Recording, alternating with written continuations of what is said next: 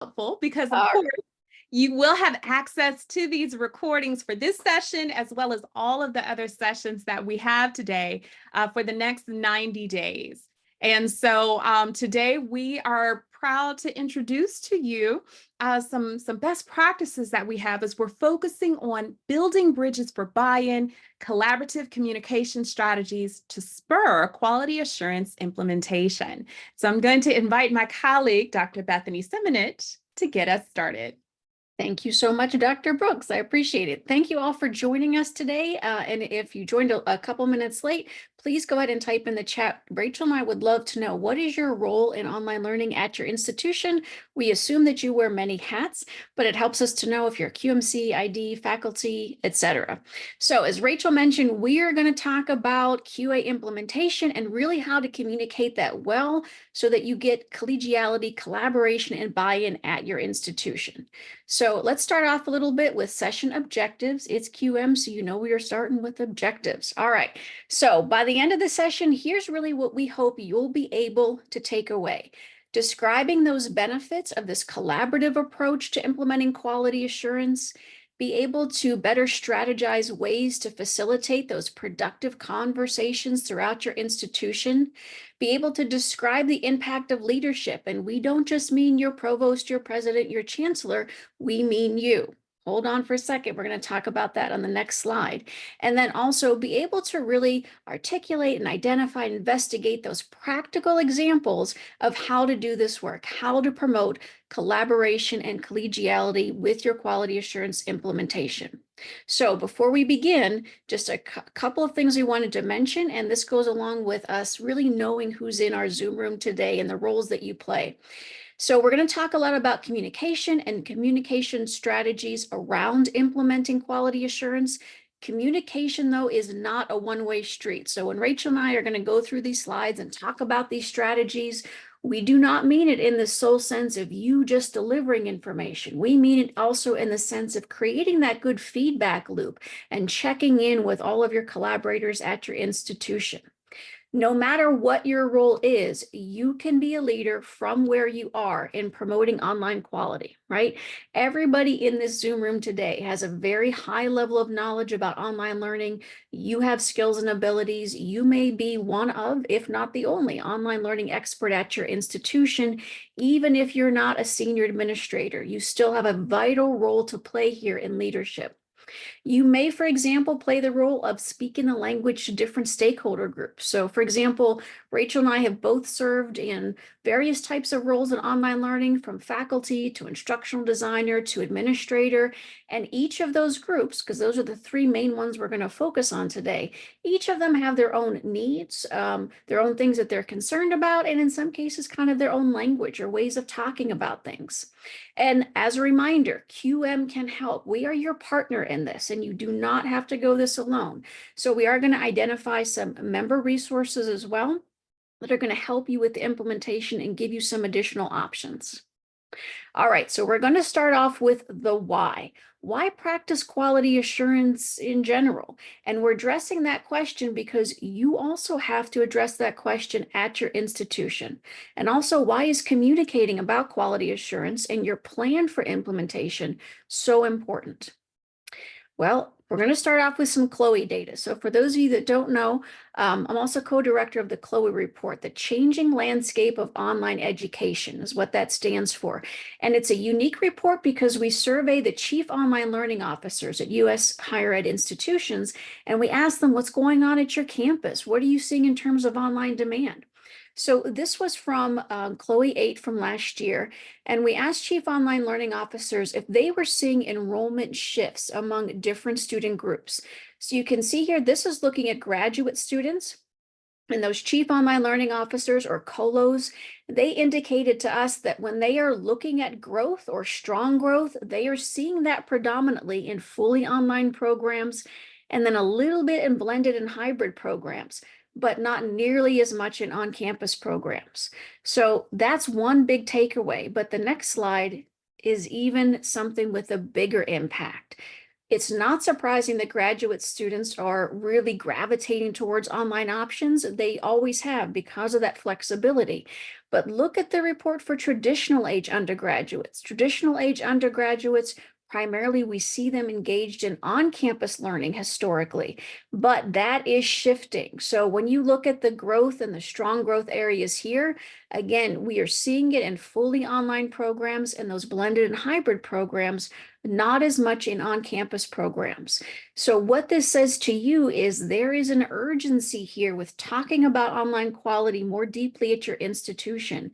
Enrollment is shifting in favor of online learning, and that means it's going to be a more competitive marketplace.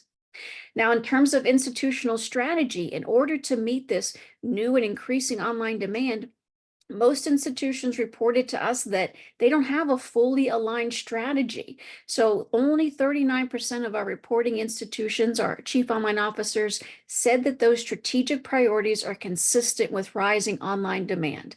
Other institutions really are in this place of we're trying to keep up, or we're trying to re-examine our strategic goals. And then there's some institutions that are, kind of digging their heels in. They said, we are going to remain a campus-based institution. So they're not pursuing those new audiences.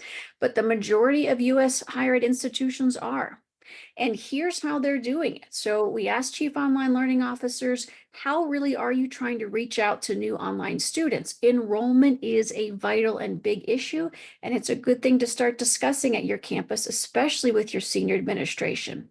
So our colos told us 66% adding new online programs based on student demand. So what does that mean for you? When there is a proliferation of additional online degree programs, again, that points to increased competition within the marketplace. And one way that you can differentiate that online degree program is by focusing and emphasizing the quality that is built in. You can see there's secondarily 63% of our colos said that they're conducting market research to determine in-demand degrees. And that points to a more strategic approach to online degree creation. About half also said that they're looking at those micro-credential or certificate, other types of credential programs. So you are seeing that institutions are trying to meet this demand in various ways. Why also should you communicate about quality assurance? Because not just because it's important and vital, but also because it's complex, right? And anything that's complex, especially something that's going to be implemented at a U.S. higher ed institution, really needs a great communication strategy and plan around it. So I'm sure you're all familiar with the QM quality pie, and that's what's shown here. And this really is just to emphasize the complexity. It's not just about course design and adopting quality standards, embedding those within the design process, or even having a process for internal reviews. It is looking at quality assurance in a more robust 360-degree way and say, we also need to attend to good teaching and that course delivery. We also need to look at our course content. Is it engaging? Is it accessible? Is our institution supporting online learning in the way that it really needs to be? So looking at that infrastructure, your learning management system, the technologies that support online learning, that means interfacing very frequently with your offices of IT, for example, and then also faculty development and support and online student readiness and support. So think about how many different individuals and campus offices all of these aspects touch, right? It is throughout the entire institution. So looking at that online quality pie again and bringing it home to really information and a data point that matters, Racheal and I looked at the research that's out there for online retention and completion. And first of all, there's not a lot out there. So if any of you are in the research business and you'd like to do some of that work, reach out to us. So one of the things that we found across the literature was that when students weren't doing well, and so there were retention and completion issues, part of it was student readiness, piece of that online quality pie. So lack of time or poor time management. Part of it was issues with design, content, or delivery, also leading to lack of motivation, lack of student engagement. Issues with technology, so that's that LMS technology piece, lack of support for online students or student resources, institutional infrastructure, student readiness. Problems with online teaching, so inexperienced or ineffective instructors. That points to faculty readiness and also course delivery. There was one thing, however, that was common across every piece of literature that we looked at, and that was poorly designed courses. That had the biggest impact across the board on retention and completion. And that is something that is a good conversation starter with your senior administration. So implementing quality assurance at your institution, it is complex. Here we're showing the continuum of excellence for quality assurance, also known as the CEQA, and that was developed by Deb Adair, the CEO of QM, and Kay Shattuck, QM's former director of research. I call her the emeritus director of research. But really matriculating this out throughout your institution, you may start with introducing those standards in an ad hoc way and maybe move on to assuring basic levels of quality throughout your courses, then maturing that up into an actual plan for continuous improvement. And finally, you may be at the point where you're able to benchmark with peer institutions, talk publicly about your quality assurance, just like Shannon Riggs mentioned this morning in her great keynote, and then also leading to institutional change where you want that transformation. So the other reason to talk about it is you all already know this. You can't do it alone. It is an institutional lift. It involves organizational change. So it requires various knowledge, skills, and abilities that I'm guessing many of you have, as well as shared goals, collegiality, and collaboration.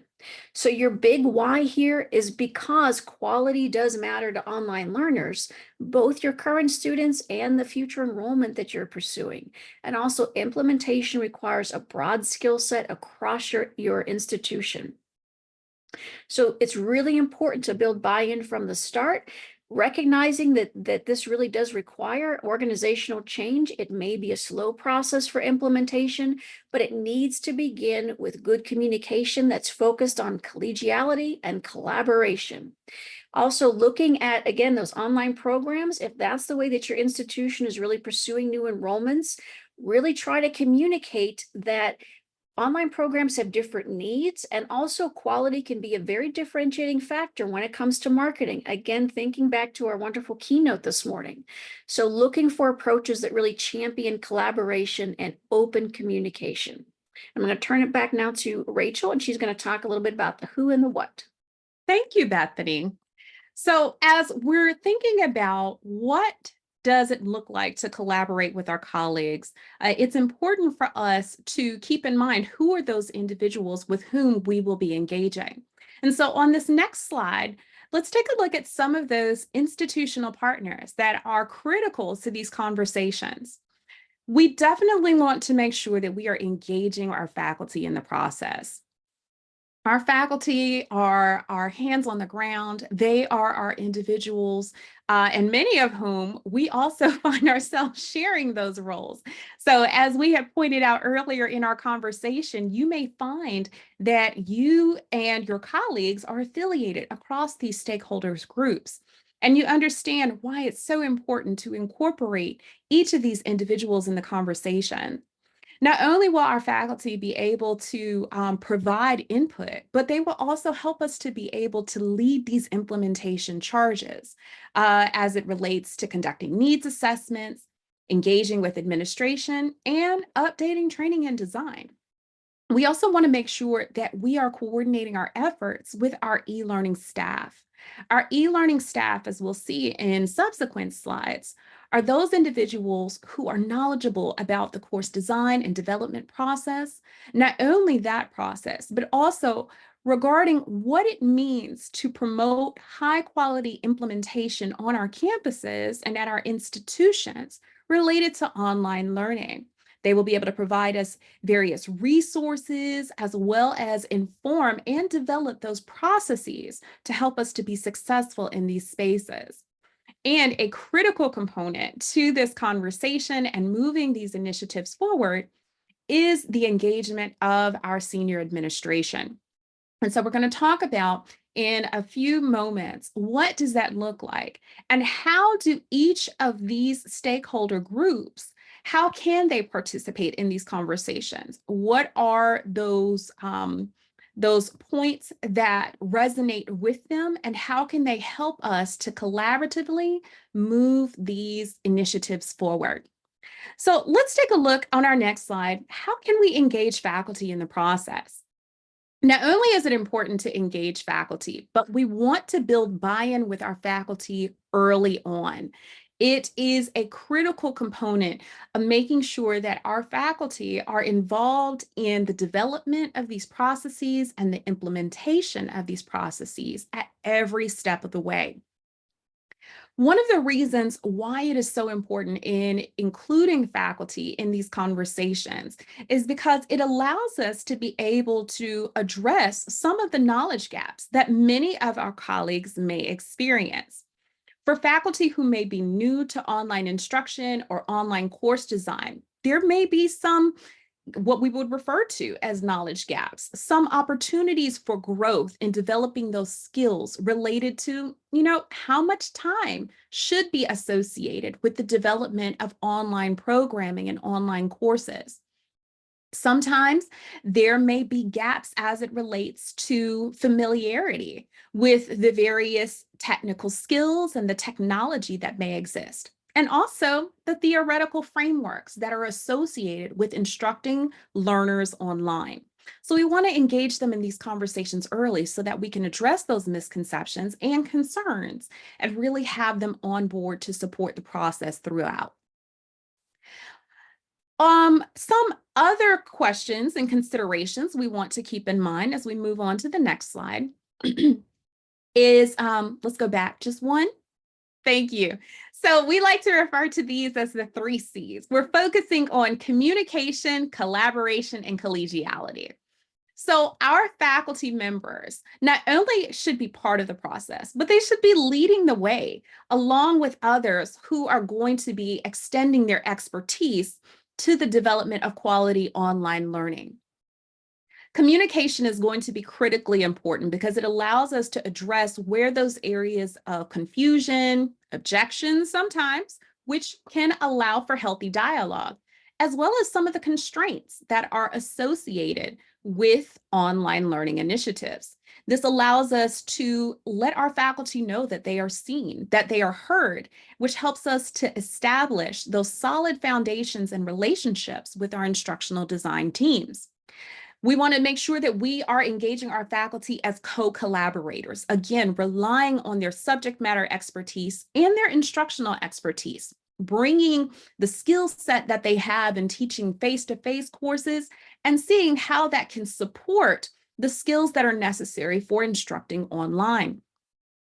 And we also want to make sure that we are focusing on upholding collegiality. We should never, just as our wonderful keynote speaker had shared, we should never impose and mandate standards or force our colleagues to engage in utilizing what we know are best practices without allowing them to be able to contribute their thoughts, their opinions, and to collaboratively come up with ways to ensure that we are working together.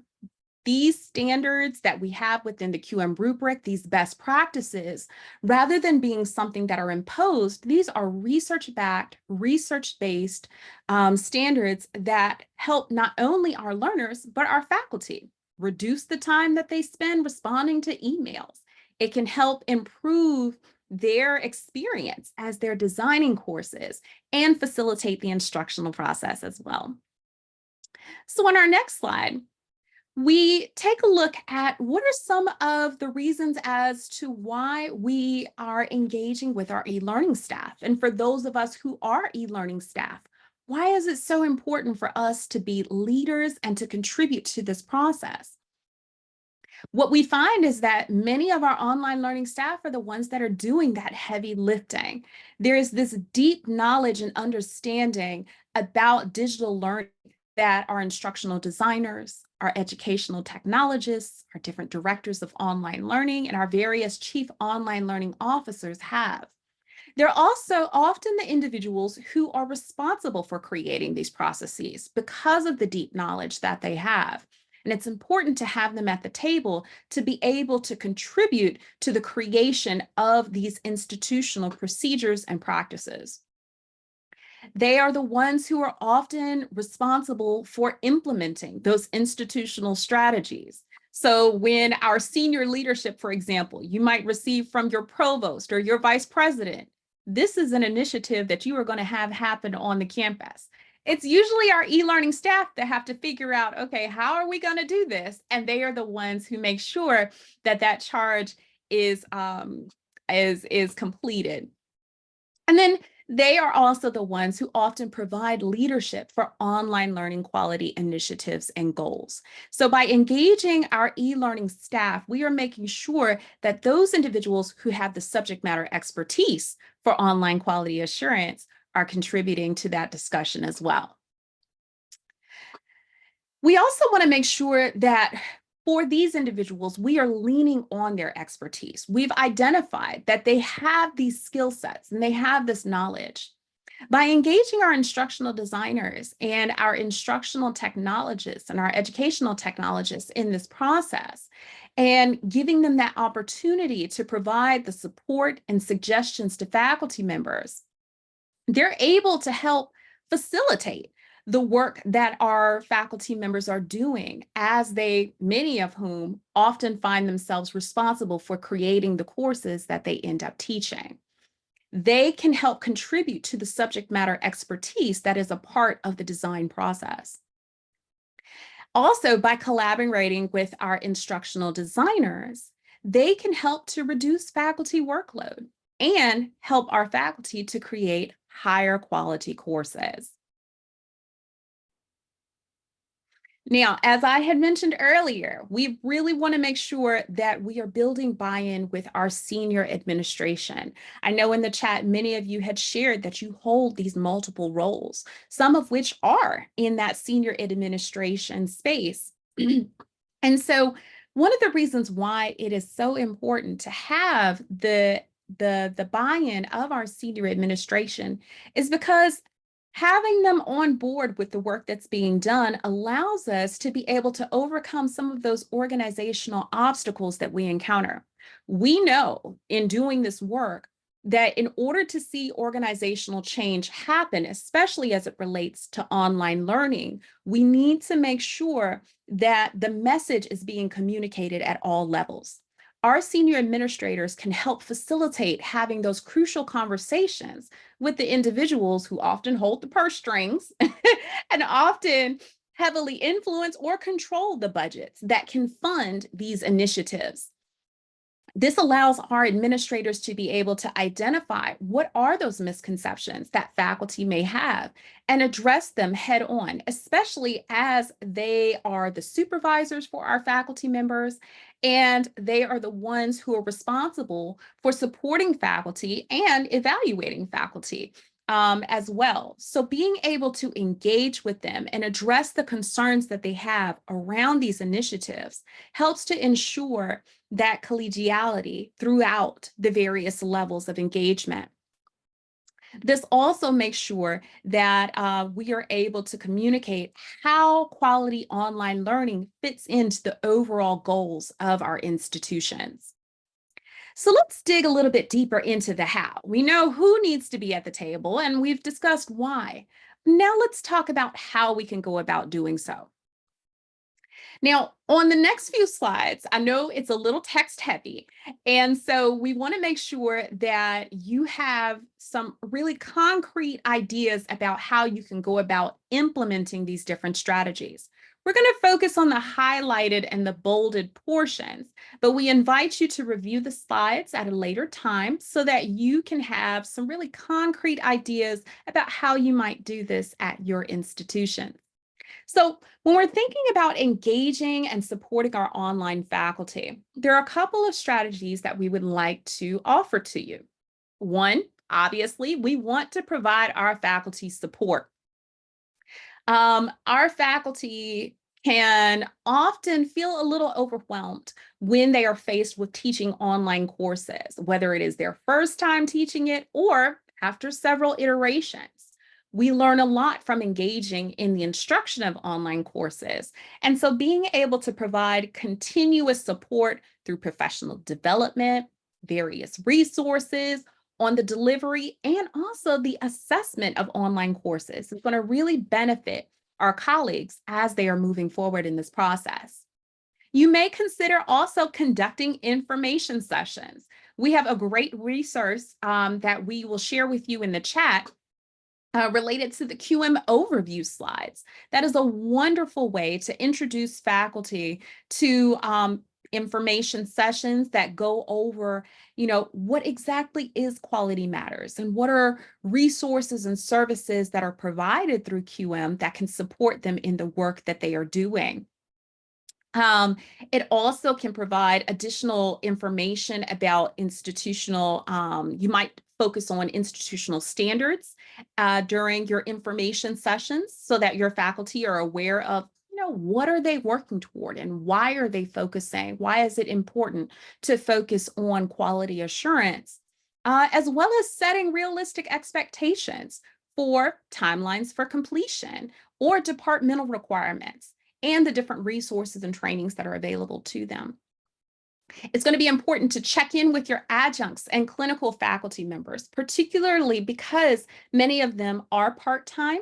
Many of them are engaging with the institution in addition to other responsibilities that they have. And so this provides a wonderful way for them to be able to share feedback about their experiences and also to receive resources to support the work that they're doing. And gather data and feedback from your faculty. Just as much as we want to make sure that we are checking in with our learners, we also want to check in with our faculty. The work that we do is here to support our faculty and our students. All right, on the next slide, we have some additional information about how we can support our faculty. Again, I'm not going to go too much in detail just for the sake of time, but I would like to offer to you making sure that you're providing flexible options as it relates to the QM workshops.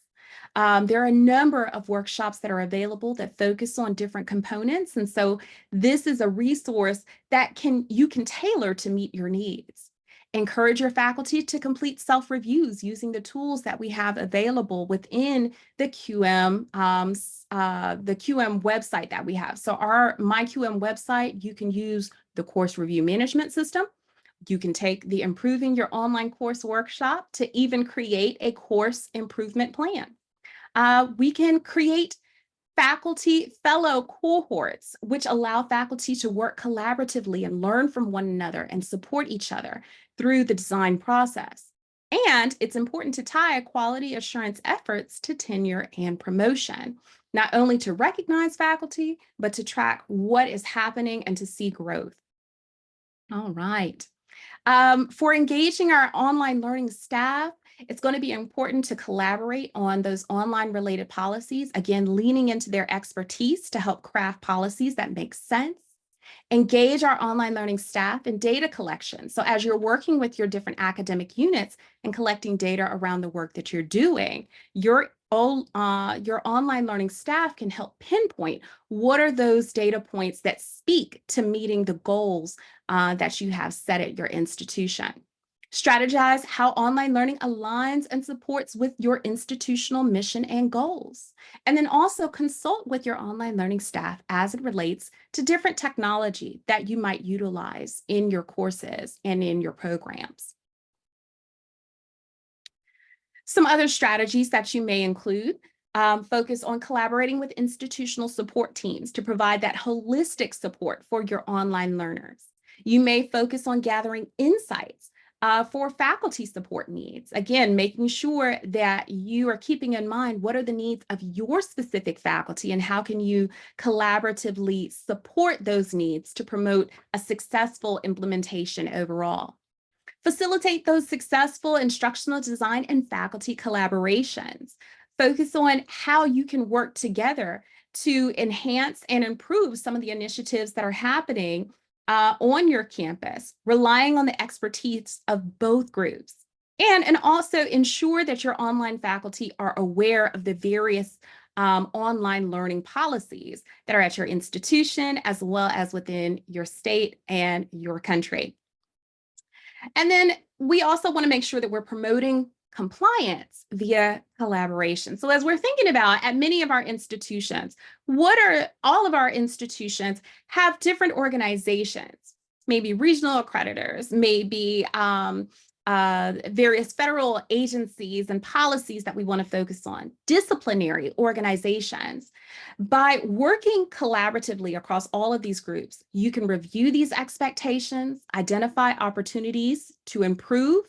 You might seek inspiration from peer institutions and lean into various networks of support to help move that needle along. And then finally, I'd like to share with you just some strategies for engaging your administrators. You want to think about ways, and again, tying into those strategic plans and working with your senior leadership.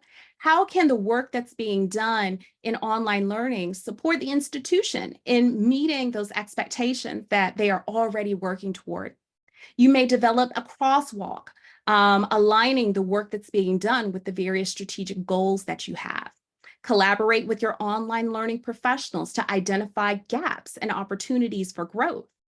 You may recognize where there are opportunities to approach designing online programs in different ways, online programming in different ways. This is a way to assess the efficacy of your institutional engagement in online learning, as well as providing a method for benchmarking where you are and setting goals for where you want to be. So now I'm going to turn it over to my colleague, Bethany, to share some additional summary and some action items moving forward. Awesome. Thank you, Racheal. Okay, so we are going to wrap this up with a little bit of a summary and then some action steps so that you do have some next steps to go to once you leave this session, or maybe on Monday, take the weekend. All right, so as a wrap up for our why, who, what, and how.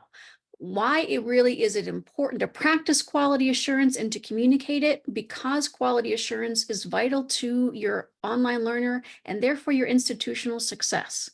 It is complex. It is organizational change, and it requires collaboration across units, across your institution, with individuals that need to collaborate with one another to create processes that are inclusive and work for your institution. So it really is about strategic communication for the benefit of all of your stakeholders, namely your students, though. And who is involved in this? We talked about three main stakeholder groups today: online faculty, online learning staff, and online senior administration, as well as senior administration that is not familiar with online learning. They are your main collaborators, but of course we want to recognize that there are many more campus partners aside from these three main groups that we addressed today. In terms of the what, really emphasize collaboration, support resources that you have, ways that you're going to support these three groups, their individual needs and their goals, and then also focus on the shared goals. So even if that really is just at a basic level, providing quality online learning to your students, that is definitely a shared goal amongst all of your institutional collaborators and stakeholders. Really avoid, though, a top-down approach. We know from research, our own research at QM, research that I've been doing for years and years now, the top-down approach typically does not work. It may work in the short term, but it is not going to work in the long term in the sense of creating that transformational institutional change. If you've already started down the pathway of quality assurance, and I'm sure you have, it's okay to go back a little bit and say, you know what? Let's start to have better conversations. Let's create an inclusive committee of our stakeholders so that people are informed, they have a chance to weigh in on the processes and the decisions that we're making. In terms of the how, focus on those strategies that Racheal was discussing. Engage your collaborators, support them. Again, focus on shared goals and also focus on the particular needs of those stakeholder groups.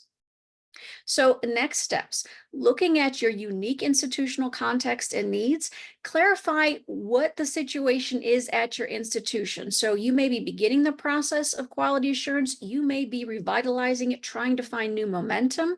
So look at your current needs, your goals, and as well as your resources. And that includes staffing and budget as well. Look at your implementation plan or look to create an implementation plan and then really communicate well about it. If you're thinking throughout this whole presentation, I've never really articulated our implementation plan for quality assurance at your institution. We're currently working on some good resources to help you do that. You may know that Steve Kaufman, who is presenting later today, I would encourage you to attend his session if you're really interested in really getting buy-in and the implementation. He has been working to revise the Quality Matters Coordinator training, and we're going to be including some resources and tools in there to help you develop the implementation plan for your institution. When you do implement it, think about it in a flexible approach. There will be stops and starts. Research shows us that as well. I have yet to see a single institution that has the straight linear path with no obstacles, no barriers, no bumps. Most institutions at some point, they kind of have to go back to the beginning, especially if it was a false start in the terms of it was a top-down implementation. Faculty got a negative, view of quality assurance in general. You may have to go back and have better conversations and then work that into your current resources and plans. Many institutions have done that and done it very well and successfully. Don't forget to ask for feedback. So I mentioned at the beginning that communication is not a one-way street. It really is that feedback loop. So make sure that you're also gathering information about how the plan is going and whether or not your collaborators feel supported. So gaining buy-in for your institution, really work to coordinate and collaborate with all units who are involved in successfully implementing quality online learning. So even though, again, we talked about 3 main stakeholder groups and collaborators, we've listed a few others there, those from your library, student advising, etc. Look at your processes for online course design and development. There are politics involved in online learning. I'm sure everybody in this Zoom room knows that, right? So look at like how the approval process even is structured for new course development. Sometimes if you really don't have those processes codified, but you're working in an online learning office, you find out way too late that there's new courses over here and they're not using any standards or they're not reflecting the LMS template. So try to wrap your hands around what's going on at your institution and see what types of processes you can create that's going to be helpful in meeting those institutional goals. Develop a communication plan, and that's really what it is. It is something where you sit down and you thoughtfully consider, how am I going to give the information that I need to communicate to these different collaborator groups? Make sure that your campus knows about your goals for quality assurance and also milestones and accomplishments, and then resources and support that's available as well. Engage your early adopters. So especially for those amazing faculty that are early adopters or doing great things in online, you're very experienced online faculty. If you are trying new initiatives, if you're trying to actually formalize a plan at this point and move it forward, get those early excited adopters, those experienced faculty, those wonderful instructional designers that can help you move it forward. Essentially, find your champions. They are going to help these efforts. Make sure that you're collecting data around this so you know that how you're doing, and you can also focus on continuous improvement. So ongoing formative and summative evaluation of your efforts. Showcase faculty work, recognize what faculty are doing. So this could be a showcase of best practices.